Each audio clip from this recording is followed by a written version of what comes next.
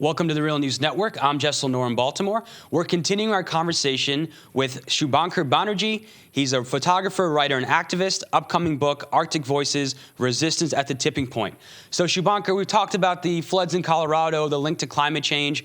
Can you talk about what the Obama administration's role has been in addressing climate change?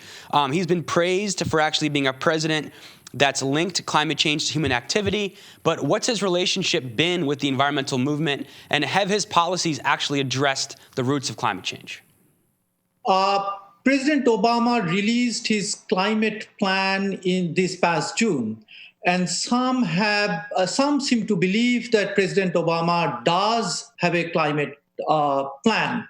But the way the reality shows, and I have been writing about it for several years now, is that the only plan that he has and has been following and pursuing and implementing is the one that was introduced in 2008 by Michael Steele, the former chairman of the Republican National Party, and later made infamous by Sarah Palin, is Drill Baby Drill. And President Obama essentially has been faithfully implementing Sarah Palin's climate plan. Nothing has been going on. And in fact, what I have pointed out is that America is turning into a petro-imperial and petro-despot state. I say petro-imperial because the American foreign policy to get oil that we have done in the Middle East, in Nigeria, and other places is now being applied here in North America. Obama and Harper in tandem.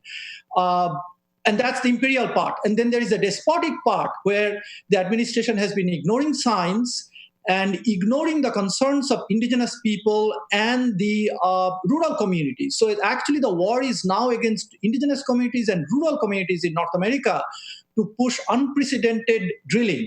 In the Arctic Ocean issue that I have been focusing on for the last 13 years, the administration violated the National Environmental Policy Act and the Marine Mammal Protection Act, ignored all concerns of the indigenous communities, and allowed Shell to begin drilling in the Arctic Ocean last year. Exploratory drilling, the most dangerous form of drilling anywhere. Now you look at fracking, which is actually a tragedy in Colorado right now because more than 1,000 fracking wells have been flooded and a lot of those fracking fluids coming out. And we just heard today that even nuclear contamination is going on in Colorado right now. So there is fracking going on all across the country. The administration has supported a sale of, and actually did sell, coal in Wyoming, the Powder River Basin, and then extreme deep water drilling will happen now in the Gulf of Mexico because Shell announced earlier this year that they'll drill at a depth of 10,000 feet now, and the deepwater horizon was about 5,000 feet. Now, Subhankar, supporters of President Obama would say that, he is confined by the political reality, lack of public support, and the Republicans who will not back any real climate change initiatives. What's your response to people that say that President Obama is doing as much as he can? That is absolutely not true because you just mentioned the public. The public, as polls after polls show, are deeply concerned about climate change and support actually public policy to address climate change. And you brought up the Republican leadership, of course, has been horrible. Bush was the oil president, and then Obama is following in his heels.